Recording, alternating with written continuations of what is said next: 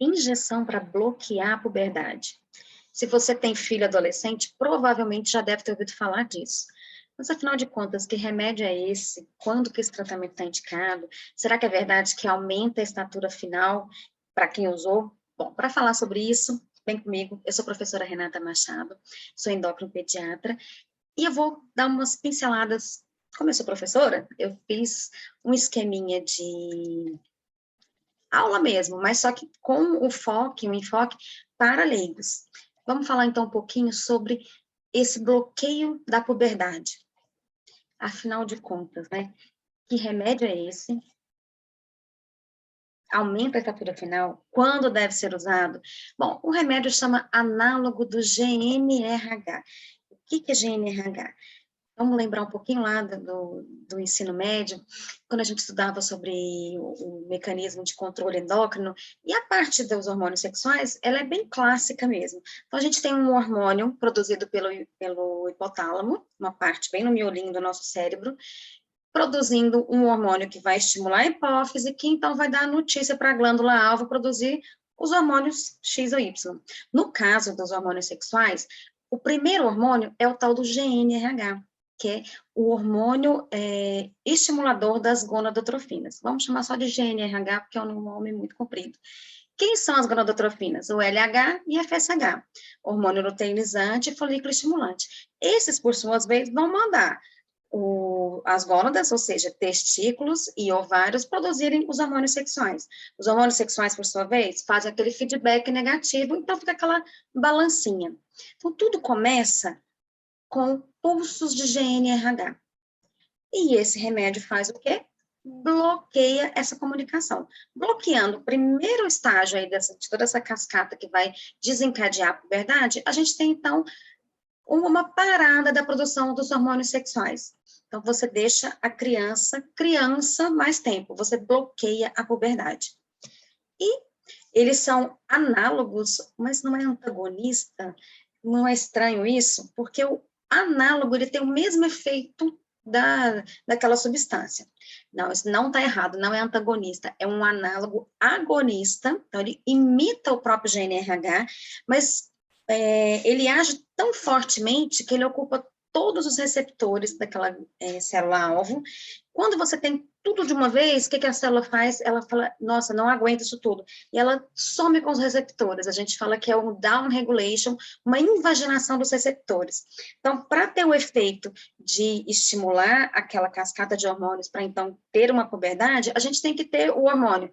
Tenho, não tenho. Tenho, não tenho. Se tem muito de uma vez, no primeiro momento ele tem um efeito estimulador, mas rapidamente ele tem um efeito inibitório. E é dessa forma interessante, inteligente, que a gente faz, então, essas injeções para bloquear a puberdade. E essa injeção foi criada para ser usada na parte da puberdade precoce central clássica. O que é isso, puberdade precoce central clássica? Quando eu falo central, quer dizer que ela respeita aquela fisiologia natural. Hipotálamo produzindo hormônio que vai estimular a hipófise, que vai estimular a gônada.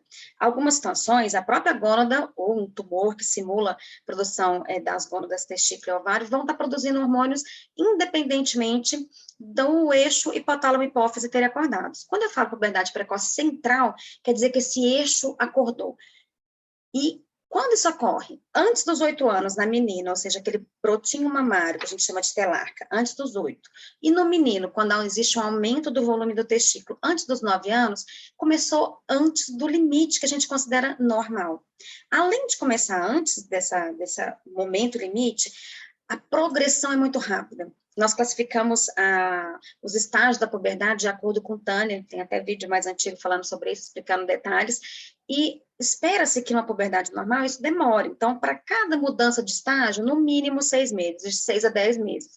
Quando isso é muito rápido, a criança fica rapaz ou moça muito rapidamente, existe um grande aumento da velocidade de crescimento, passa-se a crescer como um adolescente, que existe aquele pico do estirão, só que isso acontece numa idade muito precoce e por pouquíssimo tempo, porque quando a puberdade precoce central clássica ou verdadeira, cresce muito rápido, mas o osso avança rápido demais. Fechando o osso, a gente vai ter uma parada da estatura muito rápida. Sem tratamento, a puberdade precoce faz a criança ficar muito grande, mas mais à frente vai ser um adulto pequeno. Tudo acontece muito rápido, mas por um período de tempo muito curto. E essa puberdade precoce clássica, ela traz diversas consequências, né? Psicossociais são importantíssimas, maior risco de depressão, ansiedade, consumo de substâncias ilícitas, atividade sexual precoce, abuso sexual e gravidez não planejada. Além disso tudo, culmina no maior risco na vida adulta de câncer de mama e testículos e a baixa estatura final. Então, sem dúvida alguma, essa puberdade precoce clássica ela tem que ser tratada, tem que ser bloqueada. Eu quero mostrar essa curvinha de crescimento. Quem já me segue faz tempo já está acostumado com bolinha, xizinho, TH. Quem não segue, eu te recomendo aí nas playlists de puberdade, de crescimento, mas vou dar uma explicada do que é isso aqui. TH é o que a gente fala de target height, ou altura-alvo. Cada criança nasce com a sua altura-alvo, depende do tamanho do pai e da mãe. Existe uma continha que a gente faz, e a gente pega esse valor, coloca lá no final da curva, que é 19 anos de idade, considera mais ou menos 5 centímetros. Então, essa criança desse exemplo, ela deveria estar crescendo entre a linha verde e a linha laranjada. Nem todo mundo tem que crescer no percentil 50, na média. Tem famílias mais altas e mais baixas, né? E todo mundo está dentro da normalidade, contanto que esteja aqui dentro desse P97 e P3. Então, essa criança do exemplo deveria estar nesse canal aqui. Então, com 7 anos e 3 meses, começou a puberdade, começou antes da hora. Olha só, ela está crescendo aqui no limite superior da família, então, bolinha é onde realmente você mediu a criança e coloca aqui. Então, nessa idade, ela estava já com 1,22 m, e a gente faz um traço paralelo aqui, e vamos colocar o xizinho aonde está a idade óssea. Então, uma criança com 7 anos e 3 meses, mas com a idade óssea de 9, eu pego esse tamanho aqui, de 7 anos e 3 meses, coloco para cá, então você vê que, na verdade, como ela funciona como mais velha, ela está tendo uma perda desse canal de crescimento. Ela equivaleria a uma criança que está crescendo aqui um pouquinho acima dessa linha vermelha, o percentil 3. Uma criança que cresce muito rápido, olha só, a velocidade de crescimento está de estirão de puberdade, ela está enorme aqui, certo? Só que olha o quanto esse osso está para frente, e ela vai caindo na chance de chegar naquele potencial de crescimento. Então, menstrua muito cedo, tem um crescimento residual pequeno, e aqui, com 11 anos e 9 meses, praticamente parou de crescer e está com a idade óssea de 17 anos. Sem tratamento, é assim que evolui uma puberdade precoce clássica. E se é uma criança que já tem uma família um pouquinho menor, isso fica ainda mais intenso, esse sintoma da baixa estatura. O nosso objetivo com o uso do bloqueio, com o análogo do GNRH, é o quê? Prevenir riscos psicossociais, lógico, esperar essa criança ter maturidade psíquica para então a gente liberar a produção dos hormônios sexuais. A gente consegue evoluir um pouco, mas com certeza paralisar esses estágios de Tânia, que é o avanço dos estágios da puberdade, do aumento da mama, do aumento do testículo, vai cair na velocidade de crescimento, porque é uma criança que estava crescendo de uma forma exagerada para a sua idade. Então, você tira da velocidade de crescimento de pico de estirão, que é adequado só mais à frente, e ela volta a crescer normalmente. Ao mesmo tempo, o osso fica quieto, ou ele vai começar a andar bem devagarzinho. Então, aquele avanço da idade óssea, ele deixa de ser tão intenso, não tem como voltar atrás, mas ele fica quieto, e a criança vai amadurecendo e vai crescendo. No final das contas, existe uma melhora da estatura final e essa criança chega no alvo familiar. Então, não é com o objetivo de ficar enorme, mas de não ficar abaixo do alvo familiar. Então, o bloqueio de puberdade precoce deve sempre ser realizado com os análogos da GNRH, né? E nesses casos, melhora sim a estatura final. Mas existem outras situações que a gente pode usar, sim ou não? Algumas sim, outras não. Entre uma puberdade normal, que a gente não vai tratar, não deve tratar, apesar de que tem algumas pessoas sugerindo esse tratamento, depois a gente vai ponderar se sim ou não. E a puberdade precoce central clássica, que a gente tem que tratar, existe uma zona cinza, que a gente pode ter uma puberdade que não é precoce, no sentido de ter começado antes dos 8 ou 9 anos, mas ela é muito rapidamente progressiva. Existem variantes da normalidade, o avanço constitucional do crescimento da puberdade, telarca precoce isolada, pubarca precoce isolada, que podem ou não requerer tratamento, e a gente vai falar um pouquinho sobre essas situações aqui. Então, o diagnóstico diferencial é extremamente importante. O médico tem que pedir alguns exames complementares, tanto exames de sangue como exames de imagem também, para diferenciar. Puberdade precoce central, que não tem dúvida para tratar. A periférica, que são doenças também, mas o tratamento é diferente, não é com essa injeção análogo do GNRH, e algumas variantes da normalidade. Tem duas situações que são muito importantes da gente diferenciar. Uma é esse avanço constitucional do crescimento e puberdade, ou seria uma puberdade precoce lentamente progressiva. Então, vamos olhar essa curvazinha. Estamos aqui, coloquei no mesmo, como aquela menininha da puberdade precoce, eu deixei o TH aqui, coloquei no mesmo lugar para ficar mais didático.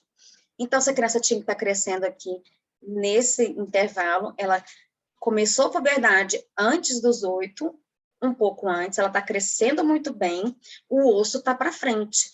Só que, olha só, ela não cresce exageradamente de uma vez. Aqui, a mudança dos estágios de Tanner, o avanço da mama, ele é mais lento. Ela está acima da média da família, acima do esperado para aquela família, mas a idade óssea não leva ela para cair na estatura. Existe um avanço que é proporcional dessa idade óssea com o tanto que ela está crescendo. No final das contas, não vai menstruar tão cedo assim, e vai chegar, olha só, na estatura da família. Então, eu não preciso submeter essa criança a um tratamento, ele é doloroso, são injeções, etc. Claro que para fazer essa diferenciação, você precisa de um endócrino pediatra acompanhando, e eventualmente a gente inicia com um diagnóstico, e talvez eu tenha que mudar esse diagnóstico. Mas a puberdade precoce lentamente progressiva, melhor é não bloqueá-la. Por outro lado, existe uma puberdade rapidamente progressiva. Mesma coisa, TH entre essas duas linhas, começou com 9 anos. Então, a princípio, não é precoce. Ela começou abaixo da média, que nas meninas ia começar com 11, mas não foi antes dos 8.